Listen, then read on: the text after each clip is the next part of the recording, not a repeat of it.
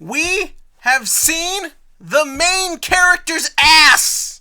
Let's get this straight, people. Now, I know it was, hidden by the mist a little bit, but that was his ass. Yu Yu's ass was there for us all to see. This must be a first in card game anime history. Yeah, I remember once in G, you saw the silhouette of Jamie, who to be fair is the best character in G. But his ass! His actual ass was in front of him. And the way the camera slowly pulled up there, they know that this kid is the definition of a fetish, and they will play to it. Yu-Gi-Oh! You have not done this. You have given us an actual of-age protagonist with Yusei, and we only got one shot of him shirtless. Someone step up, Yu-Gi-Oh! Show someone's ass. Preferably someone of age, because they're all 11, and that would be really weird and awkward and creepy. Balls in your court. Anyways. So yes, Cardfight Vanguard Overdress Episode 3 continues with more weird, trying to get people to feel strange emotions and stuff in their pants. So, yes, we open this episode with literally right where the last one ended with, what's her name, Megumi, a common Japanese name girl. And Yu, they're gonna card fight again. However, every time he loses, he gets an X, to then show him the next day, covered in marker, which, alright, that's actually kind of funny. Because, when he beat her last week, I got this kind of worry that, oh no, what if this is a Chrono situation where he just wins every fight except the times he has to because the plot says so. But no, that was actually him just getting lucky, and then he just got his butt wiped, which we've now seen. I'm not over this. It's like when I saw Aquaman, and I remember Jason Momoa was nude in Game of Thrones a lot, so we know what Aquaman's ass looks like.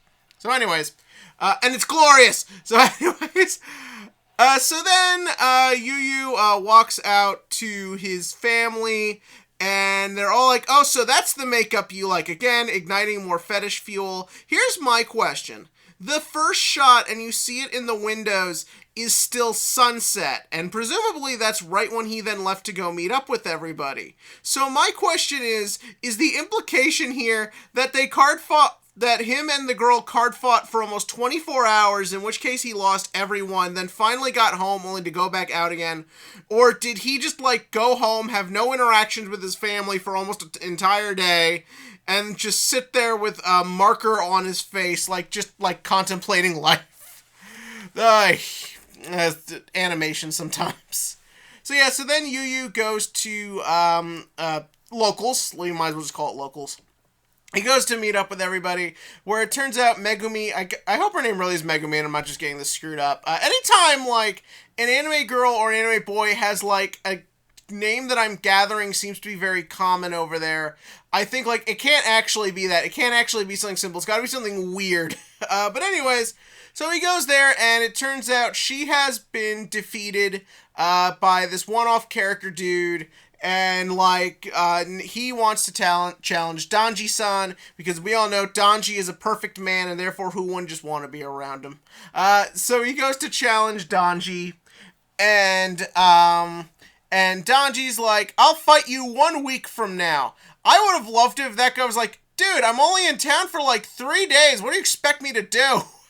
Everyone always just has perfect free time in these to just, do whatever and, show up whenever. Yu we don't even see go to school or anything. He's just always in the same outfit.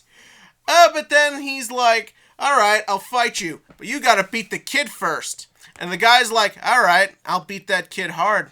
I'll beat him so hard, you'll wonder if he's a boy or a girl. Joke's on you, we don't know. So then he's we'll fight the kid, and then we get a training montage, which I actually kind of liked.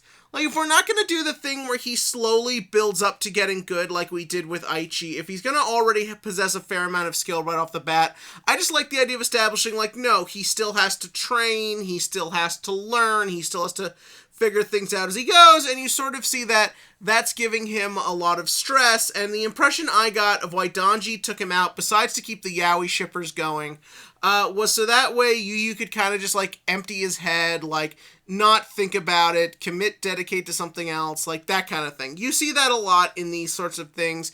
He even did the, like, joke about draw training, which is something you see a lot in Yu-Gi-Oh! I make fun of that as well. But so then it's just kind of like, then they find the little piece for the dude's clock, and he's happy, and they're sort of like, how did you know? Oh, he's just like, I have a sense for it. Some people will probably imagine this is hinting at Psyqualia coming back, or some sort of supernatural element. I think the idea is just supposed to be more that Yu, because of the way he is kind of different, and that is a positive thing.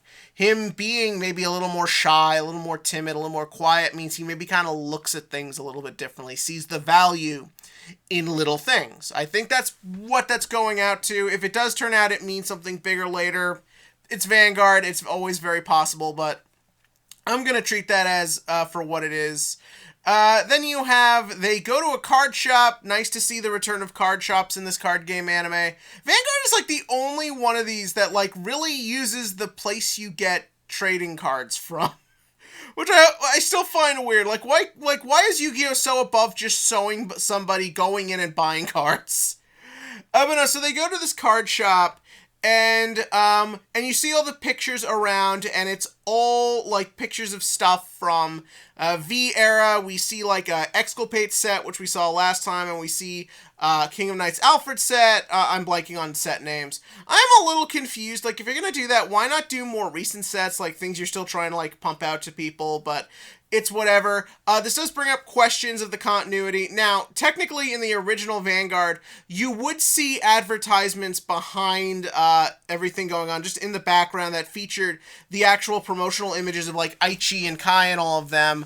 But that's no fun. So I am going to assume going forward that in the time between G and this, they actually V format happened in this world. Like, the fact that there's no G zone, but we're back in that universe, means that they must do what they do here, and that's they do, like, sort of like a block, and they'll rotate out different mechanics and stuff. So I choose to believe at the end of G, they rotated out strides. Like, that happened the next day after the show ended, and then they had Force, Excel, Protect, all that good shit, and now that is over, and D is starting. Will this continuity be confirmed?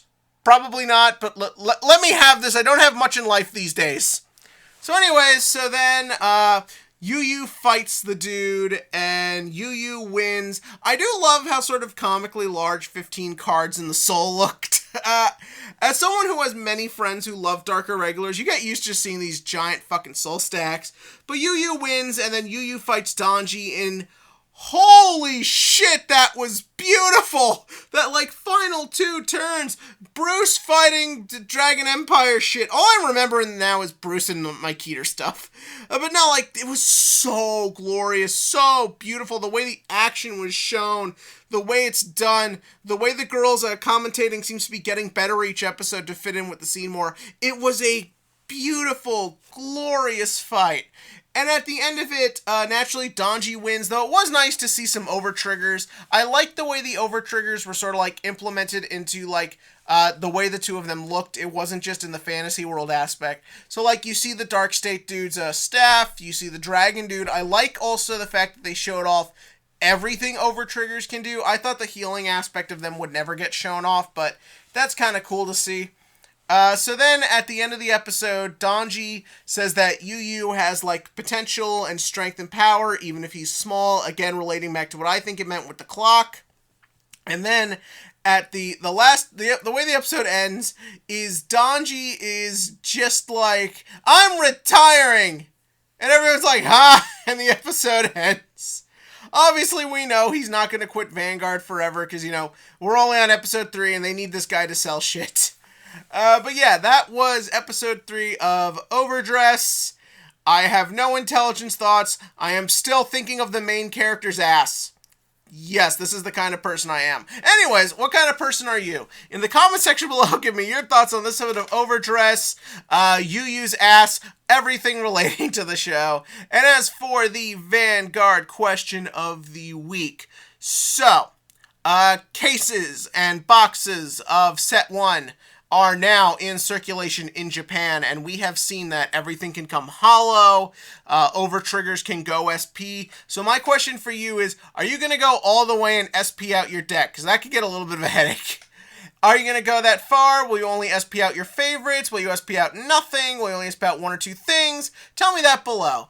Personally, I'd rather just get the whole deck finished, as obviously between this and Yu-Gi-Oh! And Digimon, I'm into too many card games to try and max rarity shit. But that's just me. Tell me about that below. And as always, click the like, click the subscribe, and join me next week to see if the second most marketable character for the show is totally retiring.